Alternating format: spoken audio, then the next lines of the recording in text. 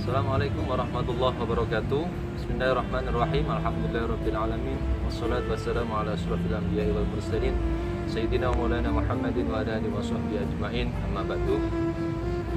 Kami di sini akan menjelaskan penjelasan sistematika proposal yang diampu oleh dosen yang bernama Ibu Eka Nurjannah MPD. Kami dari kelompok 5. Yang pertama Ali Mujib, Ahmad Haris, Ahmad Fauzi Makarim, dan terakhir Naji Arnik dari Prodi Pendidikan Agama Islam kelas Madin semester 6 Fakultas Agama Islam Universitas Pesantren Tinggi Darul Ulum Peterongan Jombang dengan materi penjelasan sistematika proposal.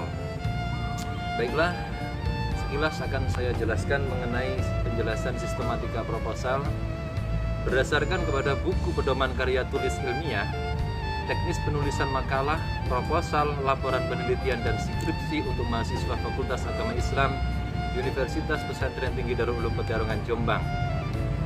Yang pertama, penjelasan sistematika proposal. Berdasarkan buku pedoman penulisan karya tulis ilmiah FAI Unibdu, dijelaskan bagaimana sistematika penulisan proposal yang telah disepakati sebagai acuan setiap mahasiswa FAI Unibdu yang hendak melakukan penulisan proposal karya tulis ilmiah atau skripsi. Sehingga buku ini wajib dipelajari dan didalami oleh setiap mahasiswa maupun dosen pembimbing agar dalam proses penulisan karya tulis ilmiah berjalan lancar, aktif, efektif, dan efisien. Adapun beberapa hal yang menjadi topik pembahasan pada materi penjelasan sistematika proposal tersebut adalah sebagai berikut. Yang pertama, sampul. Berisi tentang yang pertama, kata proposal, penelitian atau skripsi. Yang kedua, judul, penelitian atau skripsi. Yang ketiga, kata proposal ini disusun untuk memenuhi tugas.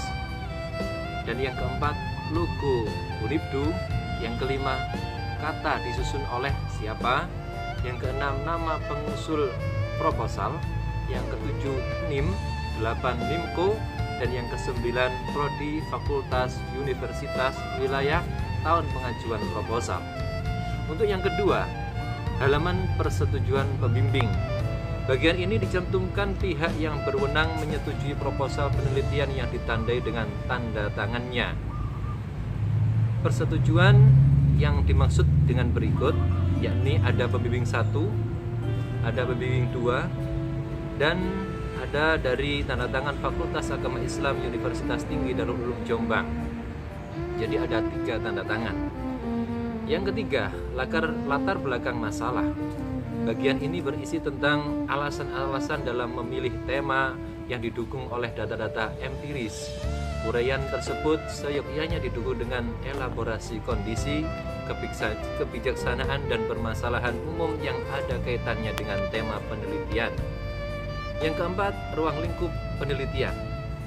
Bagian ini berisi tentang adanya penekanan batasan lokasi, waktu atau sektor, dan variabel-variabel yang dibahas.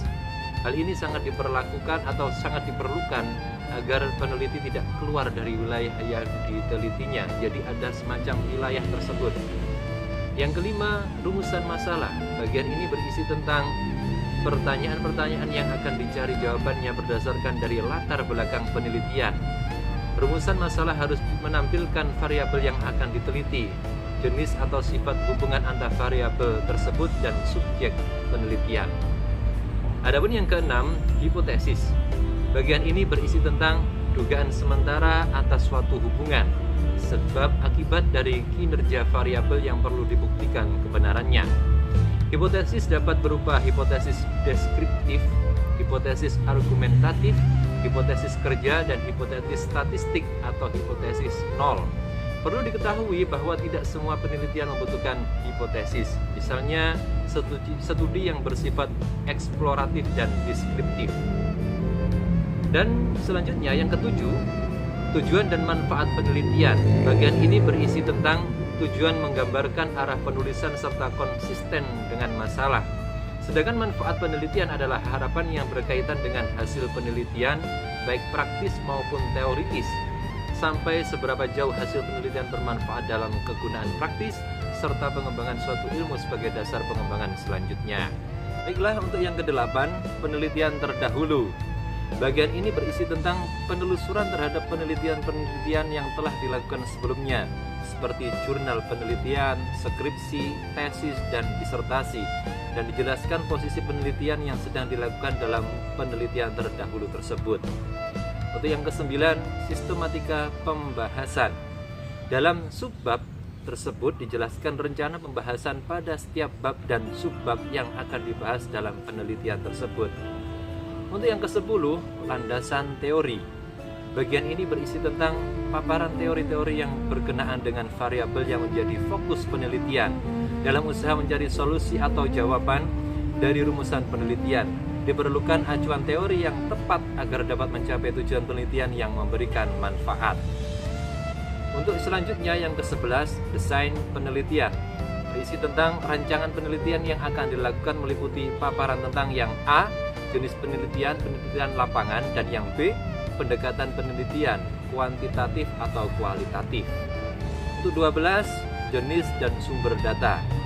Yang pertama, penelitian kualitatif, subbabnya berisi sumber data, yaitu sumber data primer dan sekunder.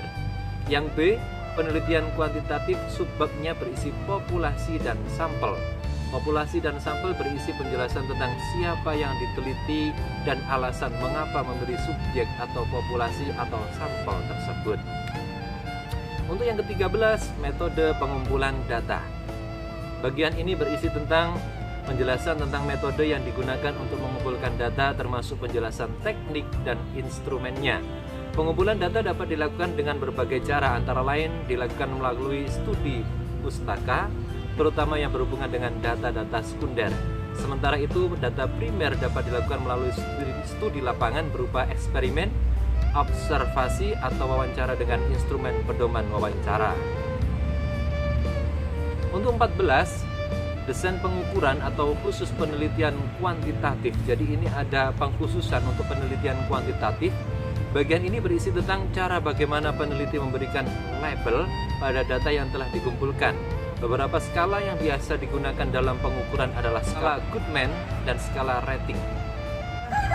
Untuk yang ke-15, teknik analisis data, berisi tentang penjelasan tentang teknik yang digunakan untuk menganalisis data yang telah dikumpulkan. Misalnya, analisis kuantitatif dengan jenis data interval dan rasio menggunakan teknik one sample t-test. Jenis data nominal atau ordinal menggunakan teknik Mann-Whitney atau U-test. Analisis kualitatif dengan jenis data kualitatif menggunakan teknik kejadian kritis, analisis isi, dan analisis diskursus.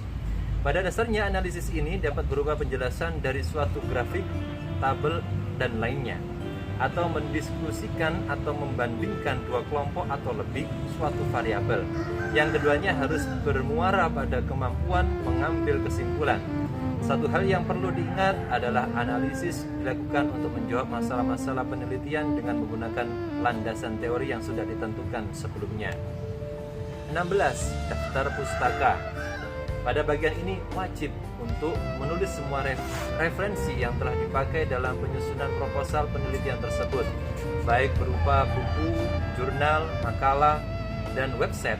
Tentunya penulisan daftar pustaka mengikuti panduan jumlah sumber bacaan yang dipakai dalam penulisan proposal minimal 15 buah dan minimal 1 buah diantaranya berbahasa asing.